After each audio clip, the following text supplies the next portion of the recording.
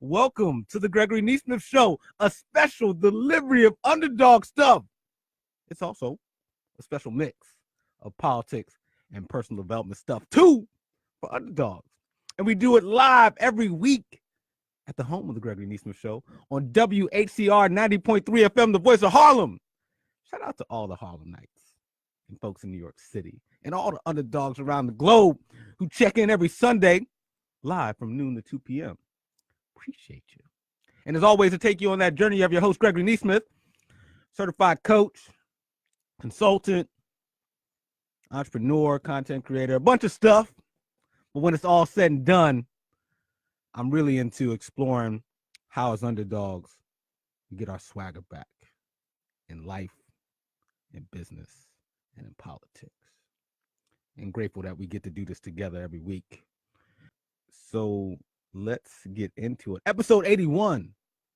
Done this 81 weeks. Pretty much in a row, too. 81 times. Today was on my mind, a couple topics. One, that all women are crazy. All women, crazy. You know, all women crazy. It's one thing on my mind. The other are a few other matters of the heart. And lastly, the third thing on my mind today is political Plato. Political Plato. You know, Plato, like the Greek philosopher Plato. Let's go on the journey together.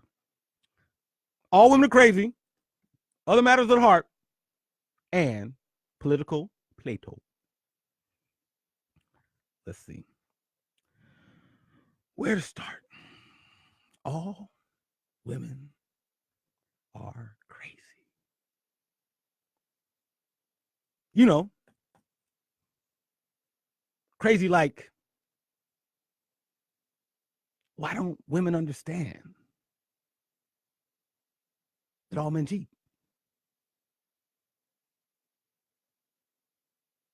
All men cheat, right? So why are you acting all crazy if I or some other man cheats on you? Crazy. Women want me or other men to show emotion. Don't they know that I'm a man? Stoic. Tough. I don't show emotion. You want me to be emotionally available? You're crazy. Again, all women are crazy. Telling me I should see a therapist. Who are you, crazy woman, to tell me I should see a therapist when I'm thinking that you can handle all my baggage for free? Pay a therapist. Thought that was your job. Do I cook? Do you cook? Or am I bugging? Why are you being all crazy? Now, I'd be fronting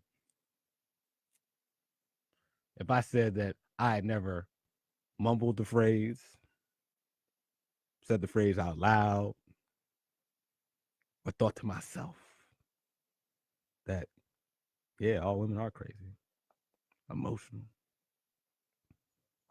demanding, just want too much, expecting perfection. I'm not going to get on the air and say that I've never thought that. I might have, thought that once, twice, 3, 4, 5, 6, 7, 8 million times. I did. I'll get back to that in a second, though. And I probably don't talk about it enough, but I'm a certified business and life coach. And part of that journey includes learning about myself, about the world, about people, how we react to things, how we see ourselves, learning about people.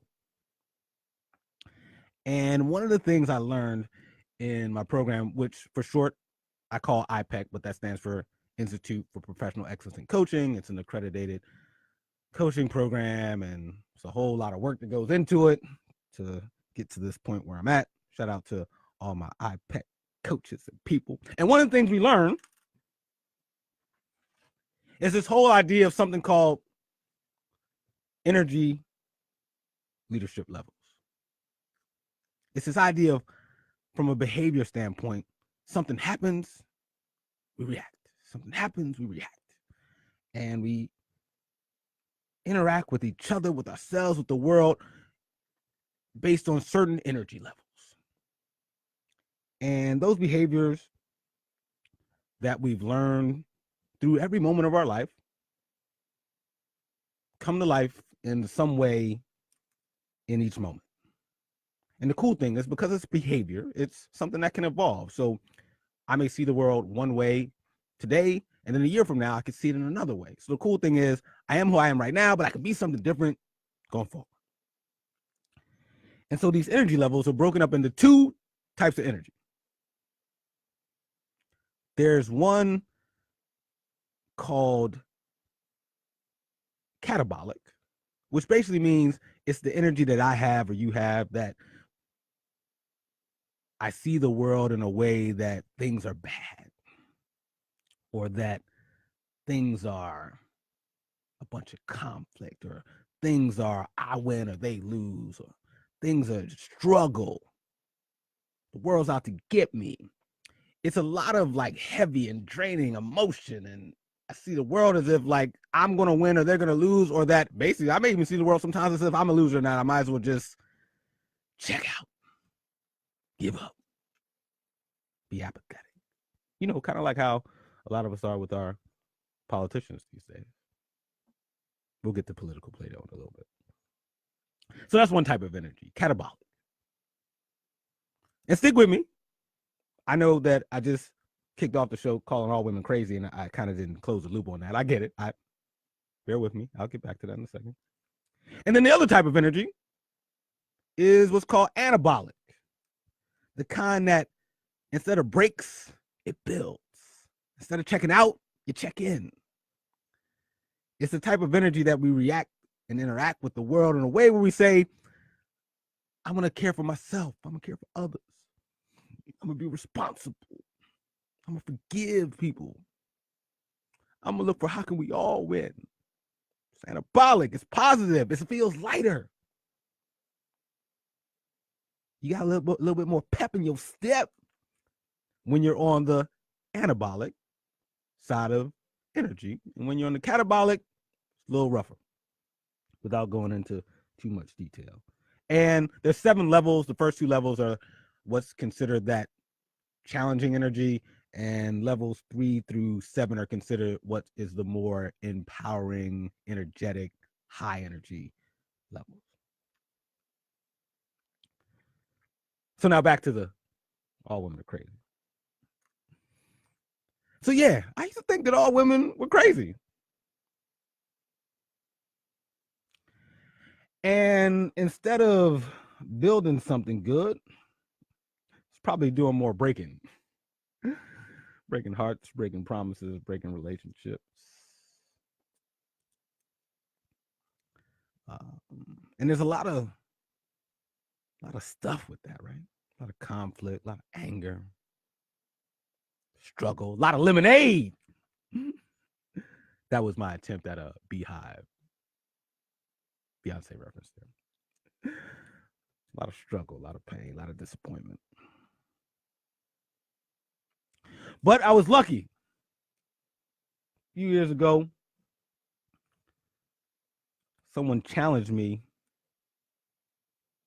to look at a couple things about my belief that all women were crazy.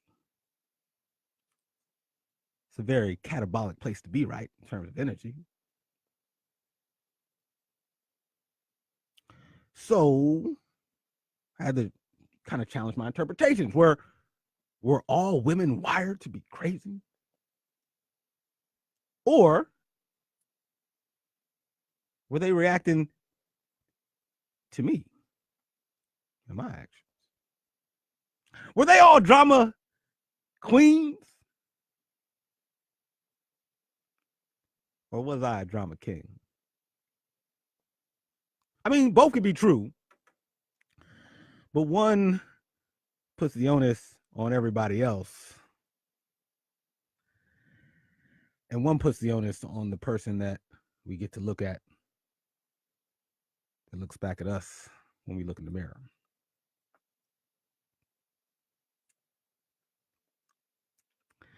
And it turns out that as I stop to ponder it all,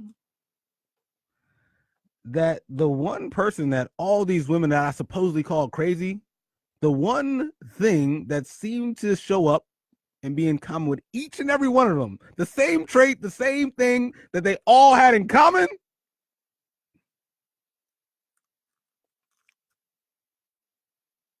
was me.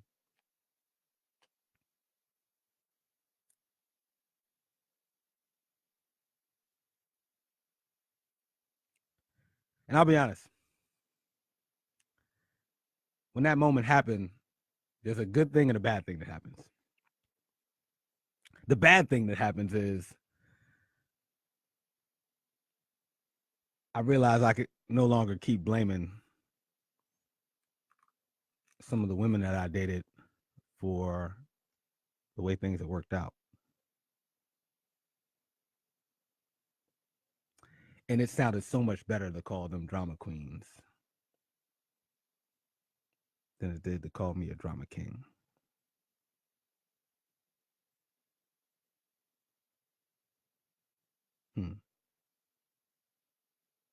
But there was some good news, because then once I realized that I could take responsibility for some of the messiness that had happened over the years, then that means if I was the one who was instigating it or creating a space for it, then that meant that I could also create a space where it didn't have to exist anymore.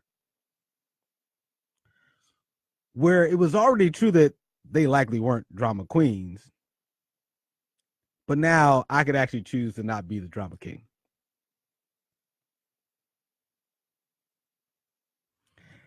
And there's something kind of cool about taking personal responsibility for my past so that I could have things work out differently going forward. But the truth is, you got your version of this too. You may not think that all women are crazy. And if you do, it's okay. I've been there before. I've done it. But you may have your own version of it, right? My friends are bugging. They never invite me out anymore. Every boss I've had in my career be tripping.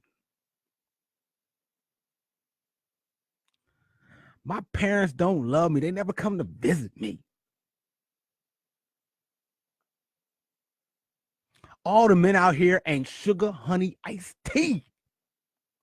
You see what I did there? It's, public radio. I can't curse. So, sugar, S, honey, H, ice, I, the rest. And oh, by the way,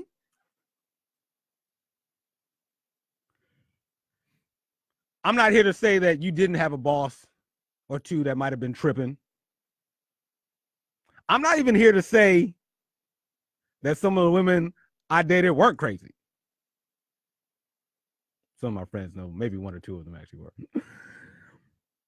I'm not here to say that some of your friends aren't bugging when they don't invite you out and that maybe they got a problem and you don't. I'm not here to say that you've never had some bad people or bad situations in your life. But even in the cases where I might have been dating somebody who was kind of crazy,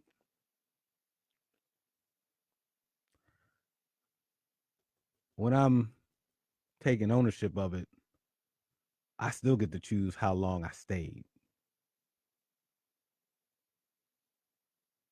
even if they were crazy.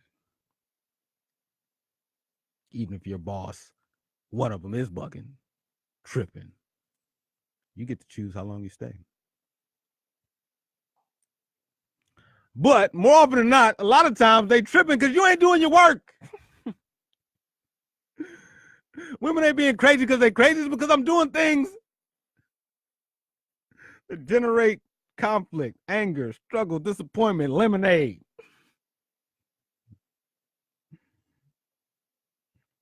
So now what? You're looking in the mirror right now, realizing that some of your situation actually is you, not them.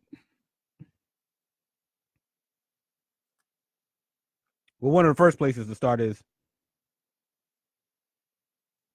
can you forgive yourself, forgive them for what's happened up until now?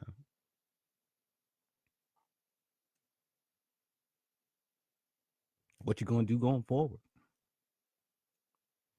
And last but not least, if there's some mess to be cleaned up, clean it up. Acknowledge that you were messing up. Apologize. Forgive. It's good for you. And later in the show, we'll talk about why forgiveness is hard, but also why it could save your life. I did say we talk about other matters of the heart. And I also meant it literally and figuratively. You know, I often say, I have this belief that we take ourselves wherever we go.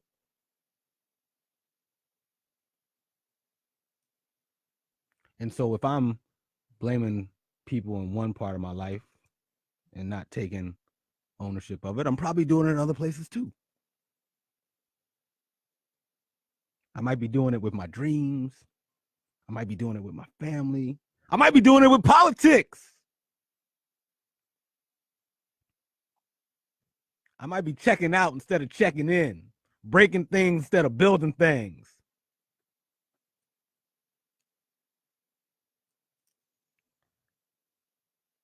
I think about Donald Trump from time to time. Do you think about Donald Trump from time to time? POTUS, President of the United States. I've been in a catabolic energy state before where I've either been all about the conflict, all about the blame, or even worse, sometimes I just get so apathetic and lethargic that I just check out, that I just be like, I don't care. I'm gonna just sit on my couch, watch TV, and just be mad. I've been there too. So not only was I at times in a bad place when it came to relationships, but I've been in a bad place when it's come to politics too. I think back to coming of age. So in the 90s, at the start of the 90s, I was 15. At the end of the 90s, I was 25. So that means I went through some 3 big life stages of my life in the great 90s. Also, shout out to 90s hip hop, by the way. I went from high school to college years to post-college years, all in the 90s, 15 years old to 25 years old. You do the math and you know how old I am right now. Shout out to all the Gen Xers. And I remember voting 2000, so 2025, which means my first election that I could have voted in would have been 4 years earlier at 21 years old, which would have been 96, which I believe was Clinton going for his second term. And I'm not quite sure if I voted in that election or not, but I remember going out, and I think my first presidential election that I voted in was Gore versus Bush. Continue on the legacy of Clinton. The 90s, .coms, the internet, the World Wide Web. Not much conflict or wars that the U.S. was involved in. Economy's going up. I mean, they were also locking up a lot of my people, too. The mid-90s crime bill. Clinton, I haven't forgotten. But the 90s, heading into the new century. And remember, the biggest thing we used to worry about was everything going to reset properly? Remember that? Y2K? It seems so silly now, but literally, I think our biggest worry was like, yo, is my bank account going to have zeros in it? Will my watch reset properly? What does 00 look like on my, stuff? It's our biggest thing, Y2K. And I remember going out to vote, and I was like, this is cool, America, democracy. Votes count. Cast my vote. My ancestors fought for this. Less than 40 years ago, my people weren't free. It was a crime to be black in America up until 1960s. I mean, it's probably still a crime to be black in America, but that's a whole separate conversation. And so I go out to vote. I'll disclose, I voted for Gore. I lean to the left. I think if I had to describe myself, I'd probably say libertarian, but, I lean to the left. And I remember that there was this dispute in Florida, and they were trying to count the votes, and all I remember is it felt like, I want to say one of the judges in Florida made a decision about how the votes should be counted, and in a way, it landed on me as if they appointed George Bush to be president of the United States. He didn't even win the popular vote on top of that. And at 25, I'll be honest, I didn't really know or get like what electoral college meant. I was just like, yo, the dude I voted for got more votes, and some dude in a robe appointed the other guy president. This doesn't work for me. So I checked out. I was like, fine then. Take my stuff and go home. So 2004 came. I believe it was Bush versus Kerry. I can't believe John Kerry was a person back then. Anyway. And I didn't vote. I checked out. Instead of checking in. Can you relate? You ever get all bad energy and start to react to yourself, others in the world in terms of just checking out? I didn't vote in 2004 because I was pissed about what happened in 2000. And then I got back in the game, 2008. Voted for the brother, the man, the myth, the legend, Barack Obama. My goodness, 2008. Crazy. And then all the brinksmanship and race became a more vocal topic, right? Race hasn't gone away. It's never gone away here in America, but became part of the conversation in a louder way than it was at the start of the century. And so I got checked out again. 2012, I'm like, politics suck. These politicians suck. Vote doesn't matter. So I sat out.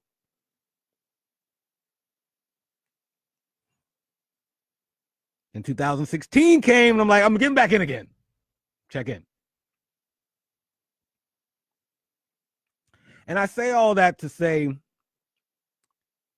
it's natural. You're not alone if sometimes life comes at you and one of your reactions is to choose to be in conflict, blame, anger, struggle, like when I used to think that all women were crazy. Or it's okay that when life comes at you and things get stressful, it's okay if sometimes you're like, I give up. throwing up the white flag. I'm checking out. I'm not going to date anymore, or I'm not going to work anymore. I'm not going to vote anymore. I've been there. Just as an example of presidential elections, off and on, off and on, off and on, since I could vote. But I bring it up today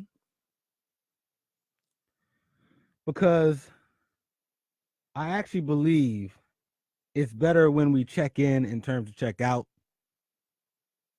I think it's better when we build things instead of break them. And that brings me to today's politics. Let's talk about today's politics. And are you checking in or checking out? Are you building? Are you breaking? I want to make the case that it's better to check in than to check out, better to build than to break.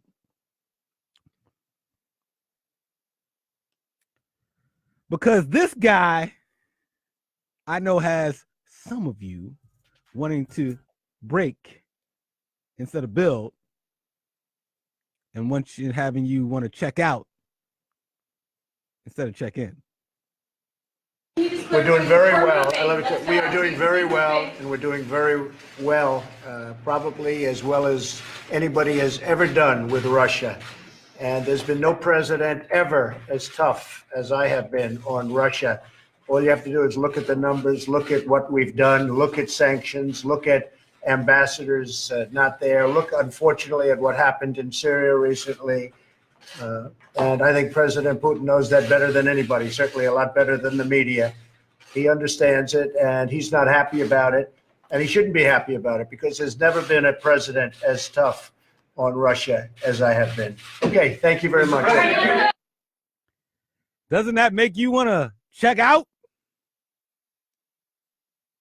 We just letting anybody be president these days.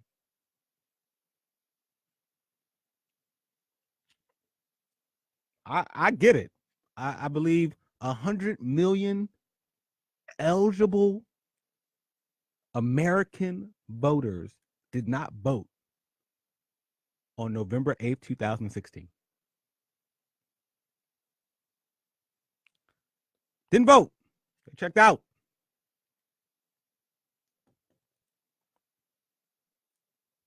Midterm elections coming up. I hope that many people don't check out. I want them to check in.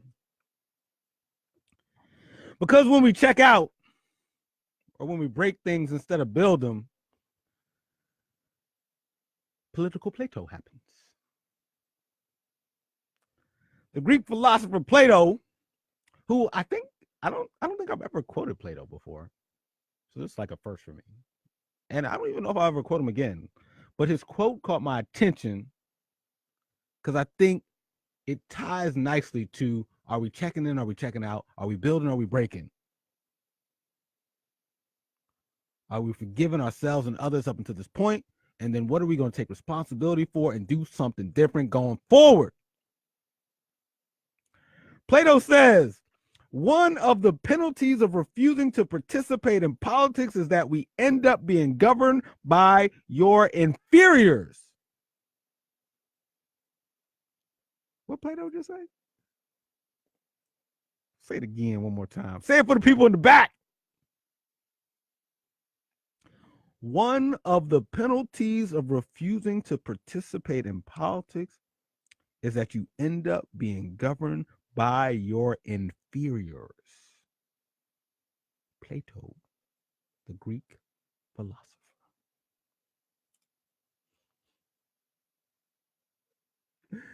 Raise your hand if you feel like you're being governed by some inferiors right now.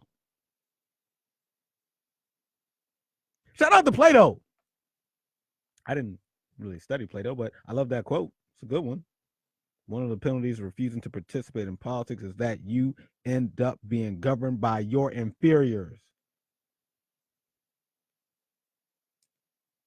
People came to me, Dan Coates came to me, and some others. They said they think it's Russia. I have President Putin. He just said it's not Russia. I will say this, I don't see any reason why it would be. I just played that as an example of a potential inferior that you could be governed by. But you know what I love? I love that there are some people out there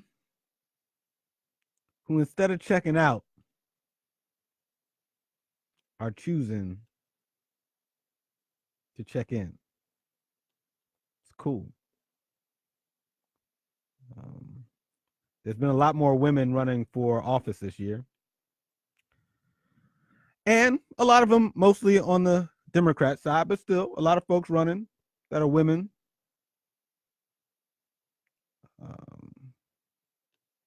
I believe the latest count is that when it comes to folks who have filed to run as candidates in some of the primaries that have been happening so far this spring and summer, 350 Democratic women have filed to run for the House of Representatives. 118 Republican women have signed up to run in the House of Representatives. And so far, year to date, about 105 women on the Democratic side have won primaries, and about 25 women on the House of Representatives side have won primaries too. Checking in instead of checking out. Yo, shout out to all the women underdogs out there who are like, yo, we are tired of being governed by our inferiors. I'm tired of it too. I appreciate it. In 2017, there was a poll that asked if the country would be governed worse or governed better if more women were in political office. The overall answer was 64% of people said things would be better if we had more women in office.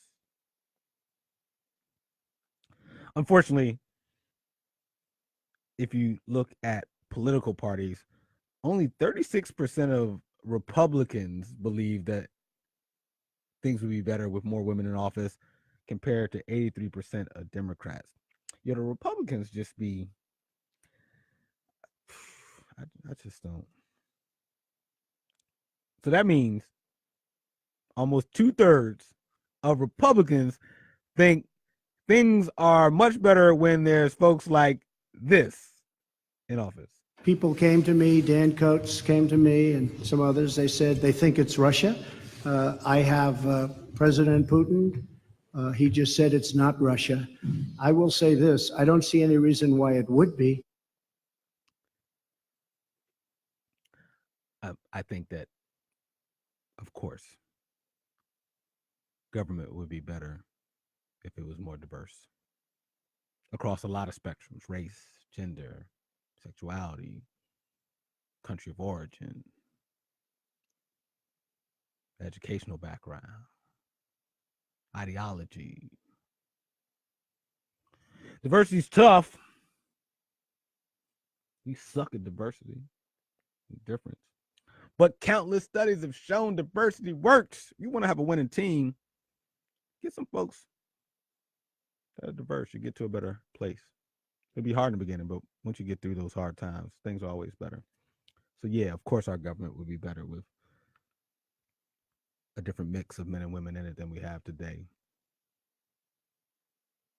Of course it would, even though it looks like a majority of Republicans can't see that. I said we talk about other matters of the heart. And I meant that literally. Because one of the things I've learned on this journey about building instead of breaking, checking in instead of checking out, is that forgiveness is key to moving on.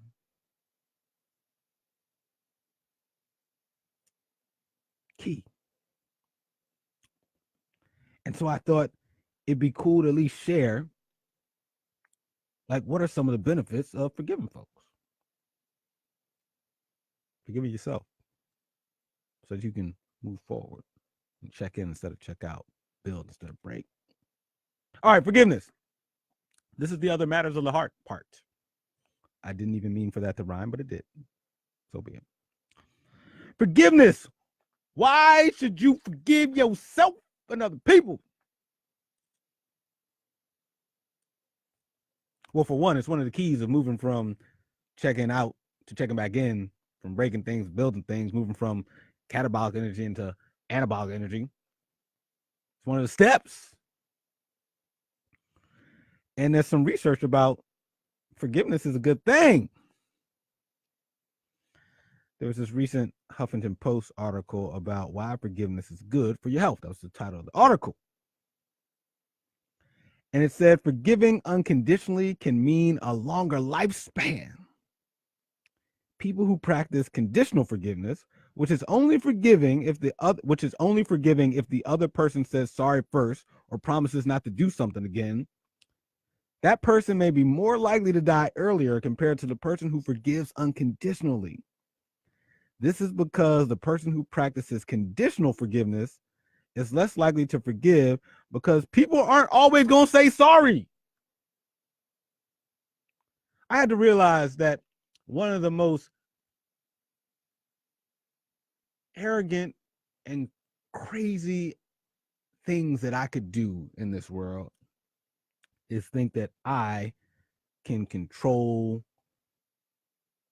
the outcome of what other people do and what they think. So if you only forgiven when people say they sorry,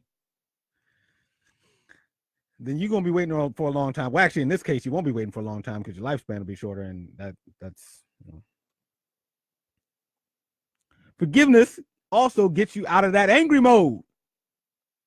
When when we're chronically angry, we have higher blood pressure, increased heart rate.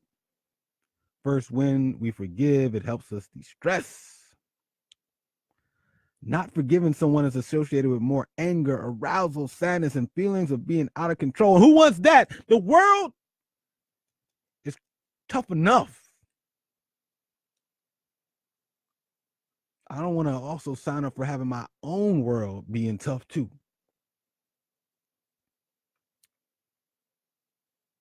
It was shown that someone holding a grudge had higher physiological activities such as facial muscle tension, heart rate, blood pressure, sweating as compared to those that forgave.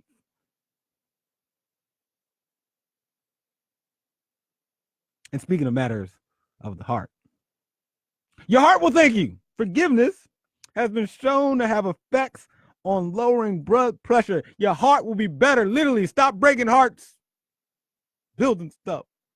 Stop fighting with folks. Give, move on, take responsibility, have it be a different way. Literally, your heart will thank you. Basically, when it's all said and done, from what I've read, forgiveness helps your health across the board. Studies have shown that forgiveness is associated with health measures, including how many medications people take, their sleep quality, their fatigue. The health benefits of forgiveness seem to come largely from its ability to reduce negative affects.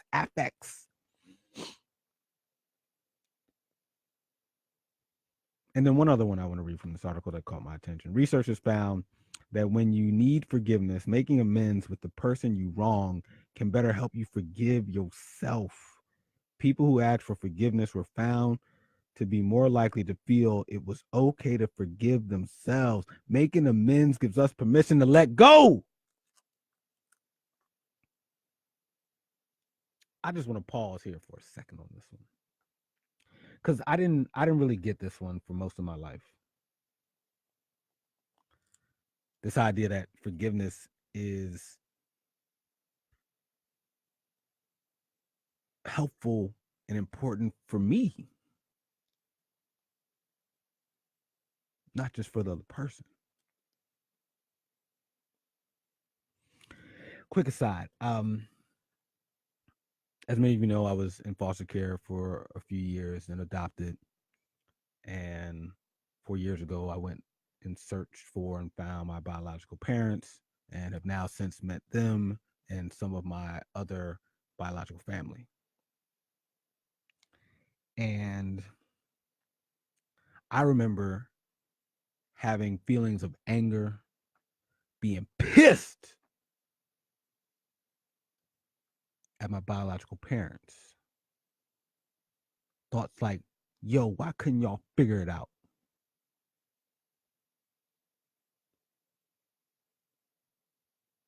Why did some of my other siblings get to stay and I didn't?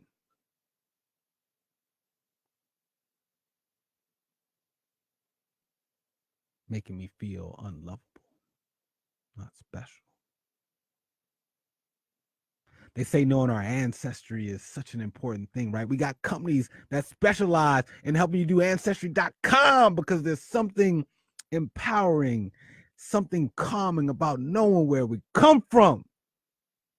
And because they couldn't figure it out, I didn't know my most immediate and most intimate ancestry, which is like, who were the people that brought me to this planet?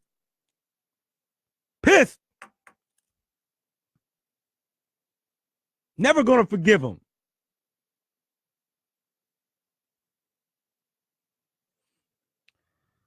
Who's somebody right now that you're never gonna forgive?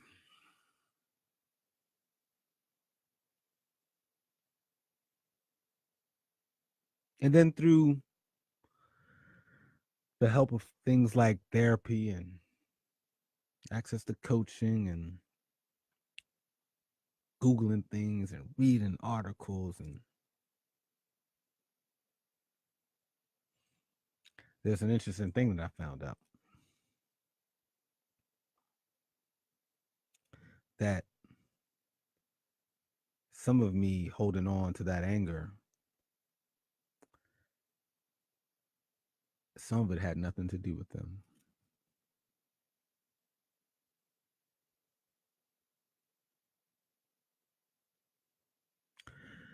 Because what I realized is that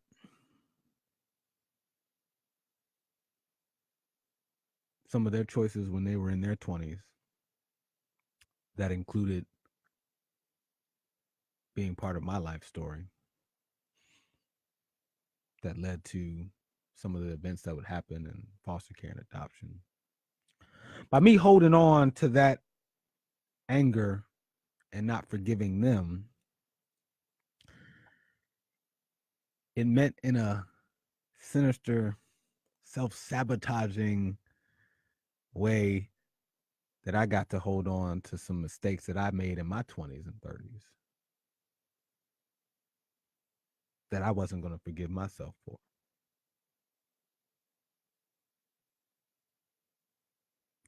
Misery loves company, right?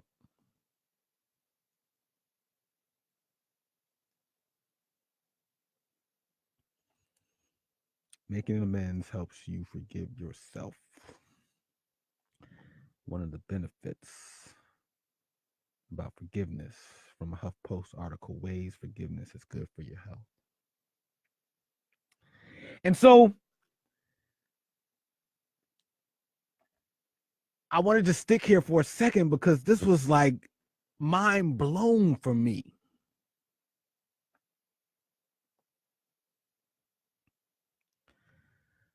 That there's a magic in the moment when I finally realized that my biological parents were doing the best they could at the time. And that it was okay to feel anger and hurt and disappointment. And then it was okay to forgive.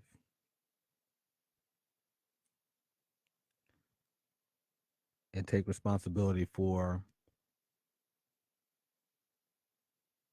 the fact that if I still at 42 years old feel unlovable and not special, that's my issue now that I get to unlearn. And I get to take responsibility for, do I want a relationship with them now or don't I? And I do. But this is where the magic happened, is that learning to forgive them also meant that I had to learn how to forgive myself for things that I did in my 20s and 30s when I was doing the best that I could at the time, even if it wasn't enough. And so my challenge to you is, if you're holding on to something about somebody else, take a moment to think about what are some things you're holding on to about yourself. And I'm not quite sure which one gets to come first, whether you forgive yourself or whether you forgive somebody else. But what I do know is one or the other will help one or the other. And now you'll get the opportunity to get some of those benefits of forgiveness, like lower blood pressure and longer lifespan, because forgiving ourselves can also be key to forgiving others, or forgiving others can unlock the opportunity to forgive ourselves and then move on and have something different. Shout out to my biological parents. I love you. I wouldn't have gotten here without you.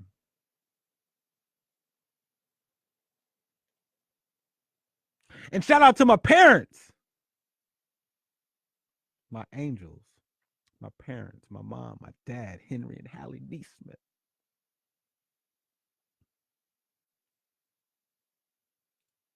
I wouldn't have done it any other way than the way we've been able to do it together. I love you. And there's not a single person on this planet that I'll ever meet or know that can stop y'all from being my parents, my mom and dad, and my angels. So, what are you going to forgive yourself for today? And I say today for a reason, because I don't want you to wait till next week, next month, next year. That ain't promised. And according to some of these health indicators, it could be life or death. And Christine says, I forgive myself for putting myself down as a teenager and young adult when I should be my best friend and cheerleader.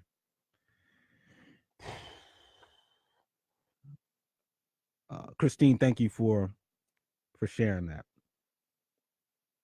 As a lot of you know, I'm working on a book, a curriculum, some workshops around this idea of the 10 swagger back commandments, how underdogs get our swagger back in life and in business.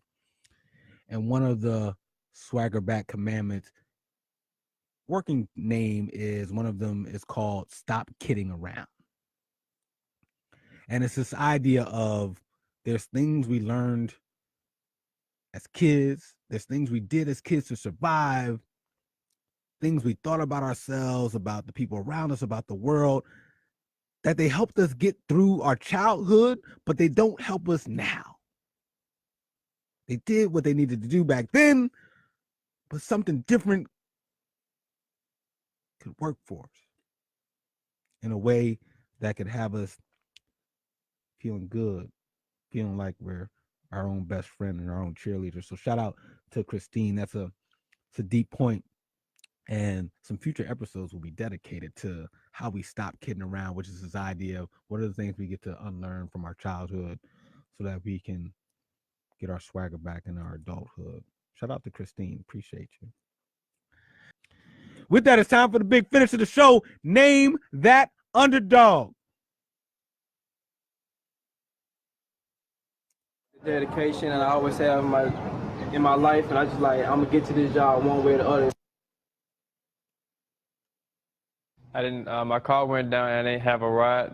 The ride I had called out on me, so he couldn't take me. So I had to find an alternative route to get to work. So I decided to walk. Name that underdog. That first one. Those past two clips are that of Walter Carr. That's Walter Carr, C-A-R-R, who is a young Birmingham college student.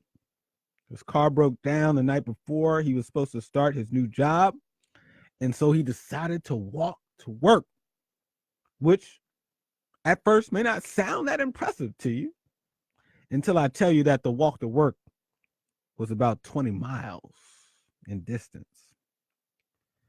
Carr is a recent high school graduate and someone who dreams of joining the U.S. Marines. He both needed the job that he was going to walk to and also wanted it too. It was with the Bellhops Moving Company. So with no access to a car, given that his car broke down the night before he's going to start his new job, he chose to walk. Instead of checking out, he checked in. Instead of breaking promises, he was going to build on. And they said he got to work around 4 a.m. that next day.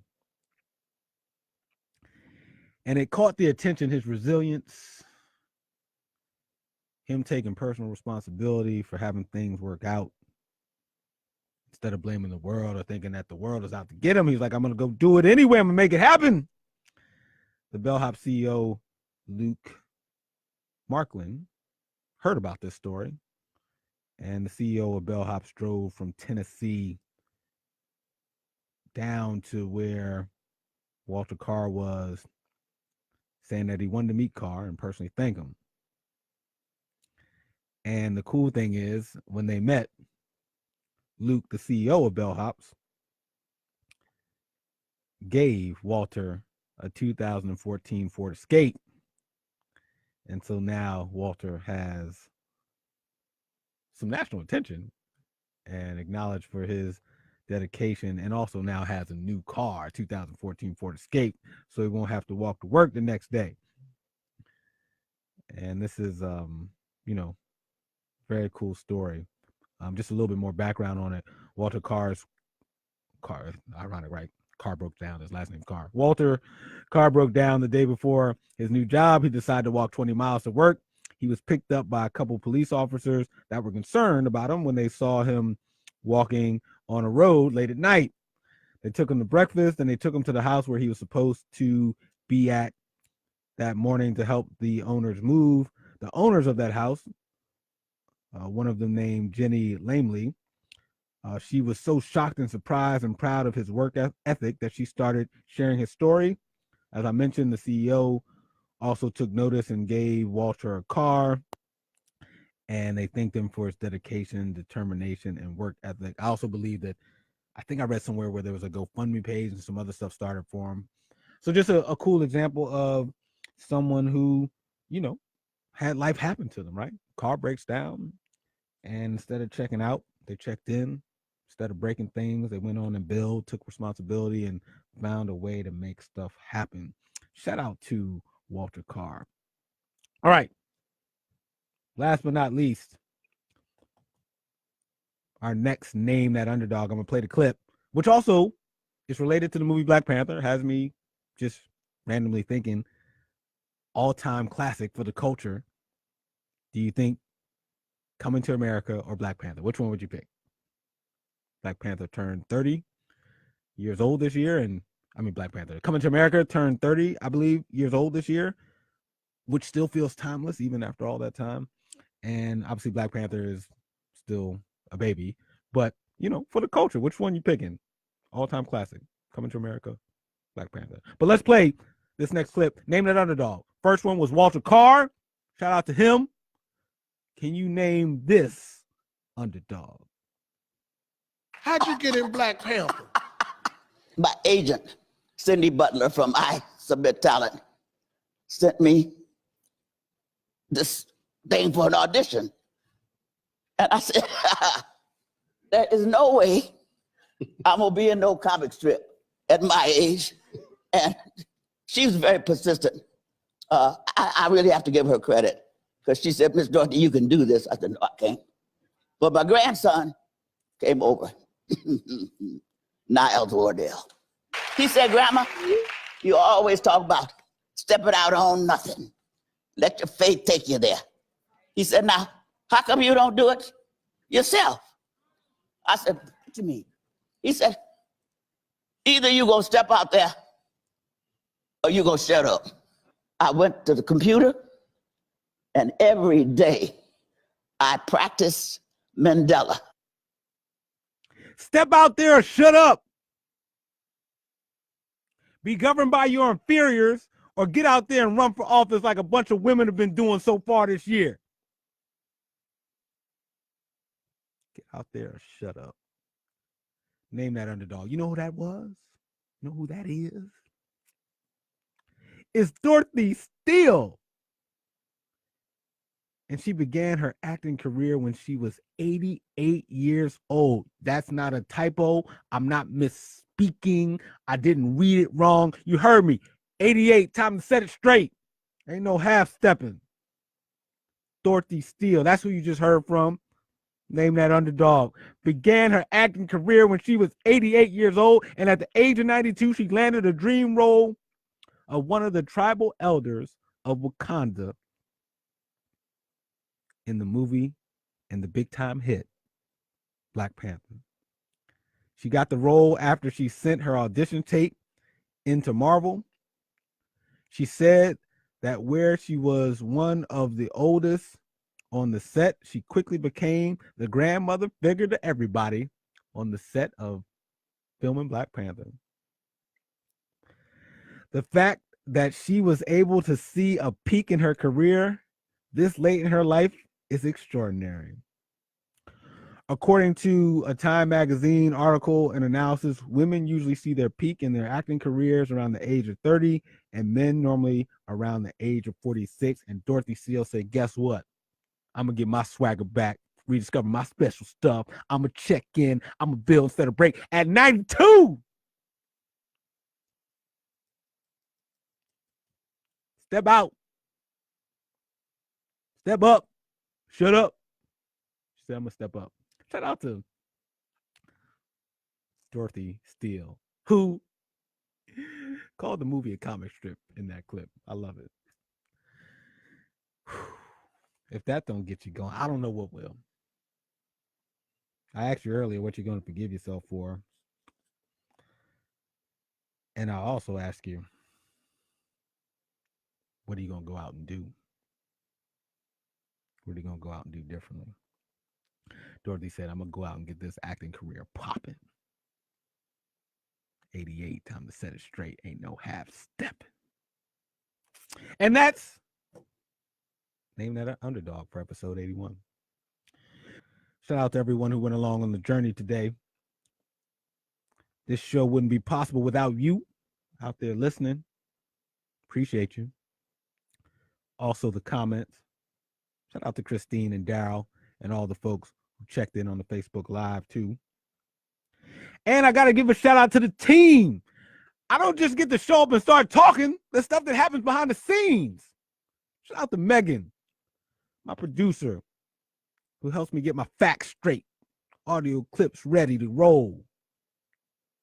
Wouldn't have a show without you. Appreciate you. And then on the back end, shout out to Kayla. For those of you who will be checking out the podcast tomorrow and throughout the week, whether the audio or the video, shout out to Kayla, my editor, for making me look good and sound good. And if you missed any of the live show, you can always check out the podcast. Live show Sundays, podcast Mondays on popular podcast platforms like Apple Podcasts, Stitcher, Google Play, Spotify, Podomatic. Search the Gregory Neesmith Show, or just go to GregoryNeesmith.com or the GregoryNeesmithShow.com, and it'll all pop up there too.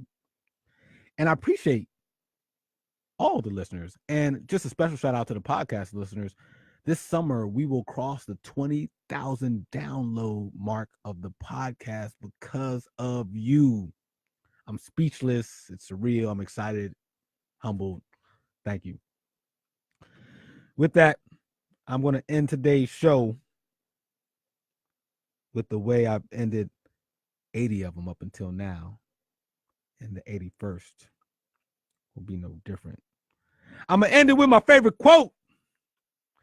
Say it along with me if you know it. And also, don't go anywhere. If you're listening to the live show right now at 2 o'clock, live drive time Live with Lady K is coming up at 2 p.m. like she does every Sunday, bringing it. So don't go anywhere. But end today's show with my favorite quote. Say it with me. Underdogs. Can't nobody do it like you do it. Nobody. Underdogs. Can't nobody do it like you do it. Nobody. Peace.